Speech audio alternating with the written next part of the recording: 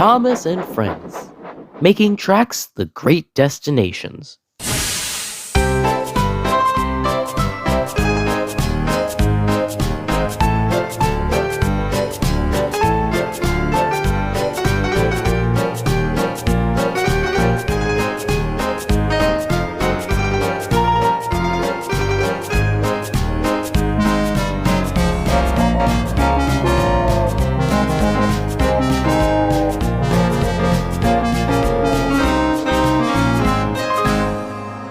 Thomas is a tank engine who lives at the big station on the island of Sodor. He's a cheeky little engine with 6 small wheels, a short stumpy funnel, a short stumpy boiler, and a short stumpy dome. He's a fussy little engine too, always pulling coaches about, ready for the big engines to take on long journeys.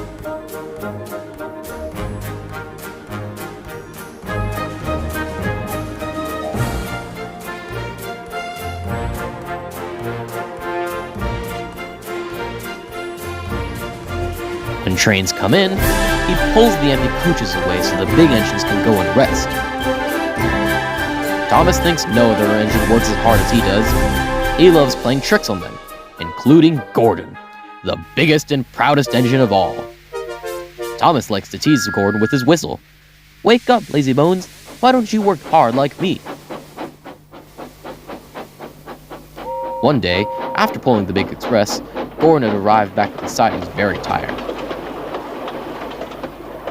He was just going to sleep when Thomas came up to him in his cheeky way.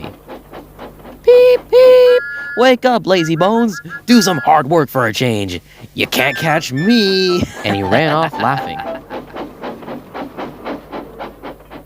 Instead of going back to sleep, Gordon thought of how he can get back at Thomas. One morning, Thomas wouldn't wake up. His driver and fireman couldn't make him start. His fire went out and there wasn't enough steam. It was nearly time for the express. People were waiting, but the coaches weren't ready. At last, Thomas started. "Oh dear! Oh dear!" he yawned. He fussed into the station where Gordon was waiting. "Hurry up, you," said Gordon. "Hurry yourself," replied Thomas. Gordon began making his plan. "Yes," said Gordon, "I will." And almost before the coaches had stopped moving, Gordon reversed quickly and was coupled up to the train. "Get in quickly, please," he whistled.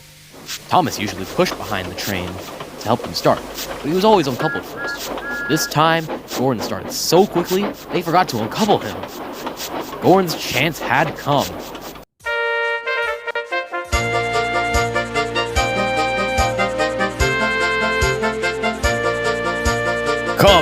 Come on, puffed Gordon to the coaches. The train went faster and faster, too fast for Thomas. He wanted to stop, but he couldn't. "Beep, beep! Stop, stop! Hurry, hurry, hurry!" laughed Gordon. "You can't get away, you can't get away!" laughed the coaches. Poor Thomas was going faster than he had ever gone before. He was out of breath and his wheels hurt him, but he had to go on. "I shall never be the same again," he thought sadly. "My wheels will be quite worn out."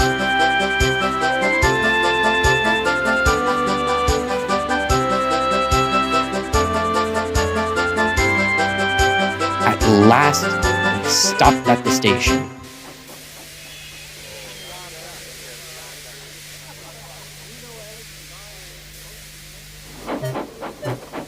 Thomas was uncoupled, and he felt very silly and exhausted. Next, he went onto a turntable thinking about everyone laughing at him.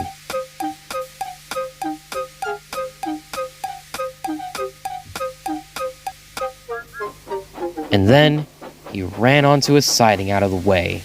"Well, little Thomas," chuckled Gordon, "now you know what hard work means, don't you?" Poor Thomas couldn't answer. He had no breath.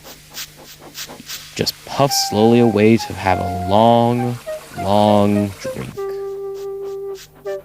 Maybe I don't have to tease Gordon to feel important, Thomas thought to himself. And he puffed slowly home.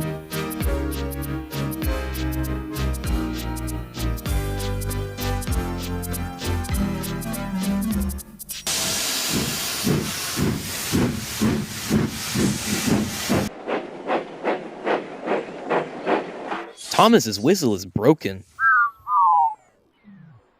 Which new whistle should Thomas choose?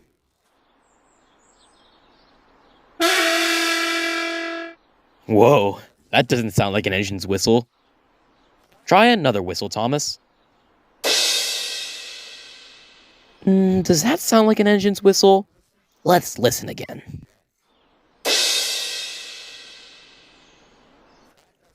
That doesn't sound like an engine's whistle either. There's one more whistle left. I wonder what this one sounds like.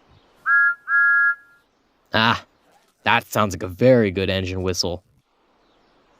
Well done, Thomas.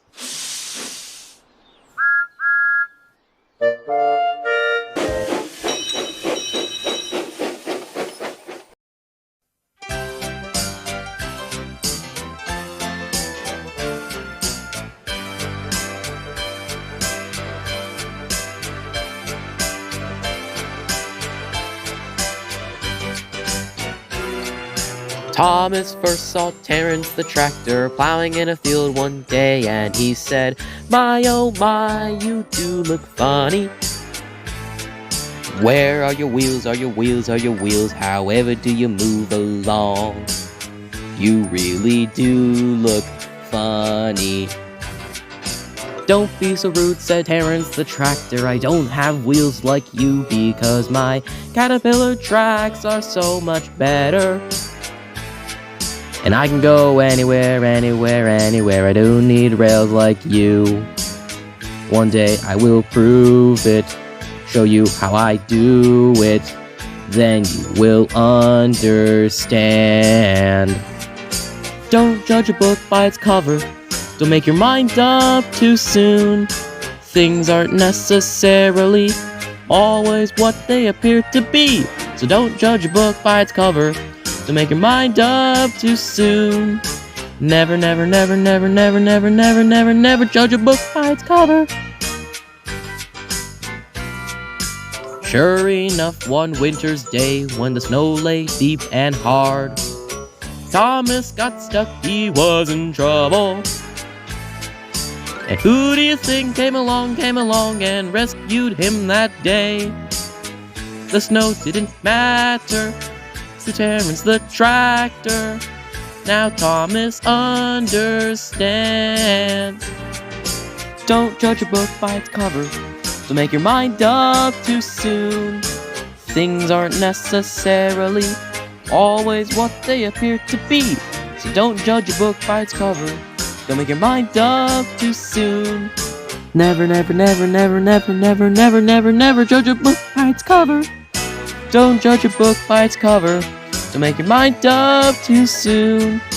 Things aren't necessarily always what they appear to be. So don't judge a book by its cover. Just remember the rules. Never, never, never, never, never, never, never, never, never, never, never, never, never, never, never, never, never judge a book by its cover.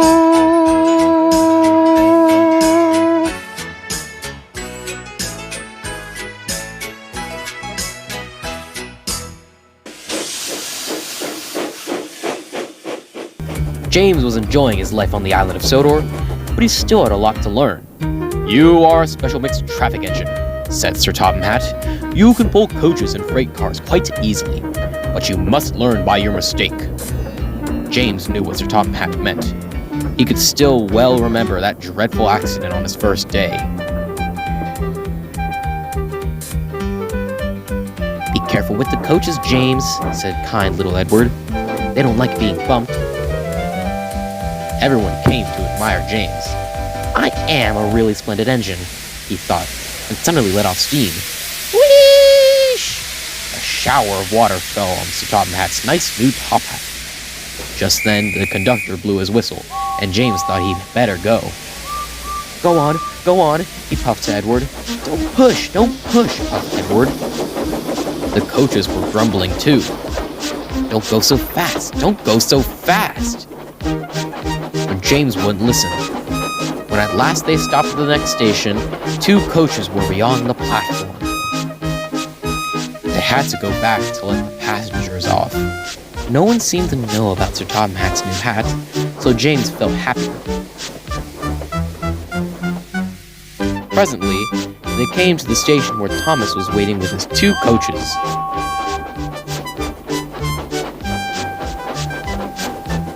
"Hello, James," said Thomas. "Feeling better?" "That's good."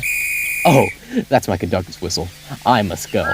I don't know what Sir Topham had to do without me to run this branch line." And he puffed off importantly. Edward and James passed the field where James had his accident. The fence was mended, and the cows were back again.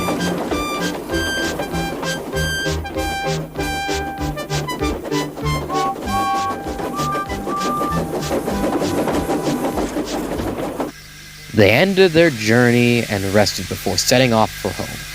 James was still worried what Sir Topham Hatt would say about his new hat.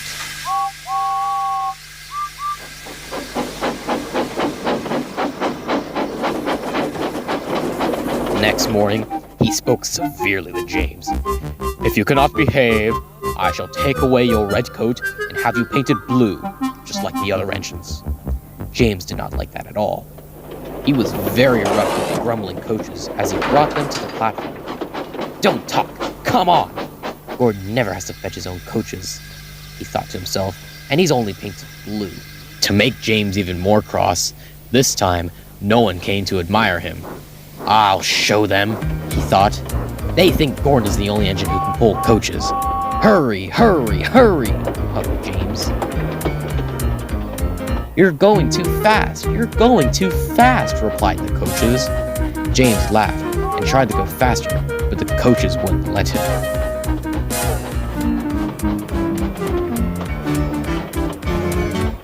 "We're going to stop! We're going to stop!"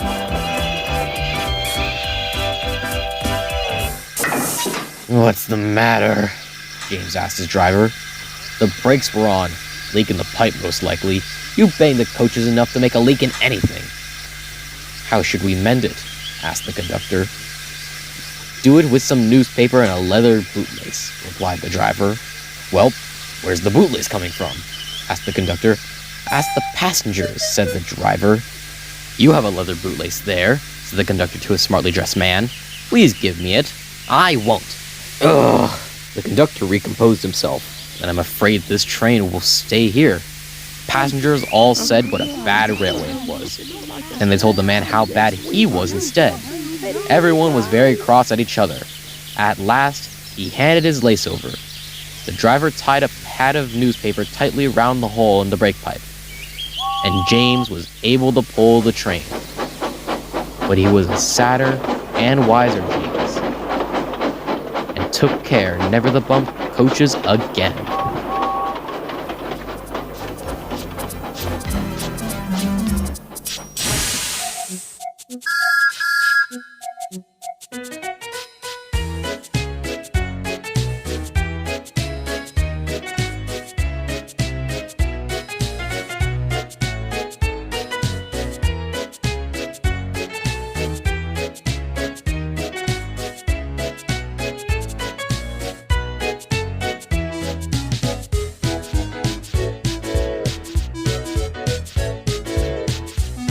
How many active can I really put in here before anyone really notices anything?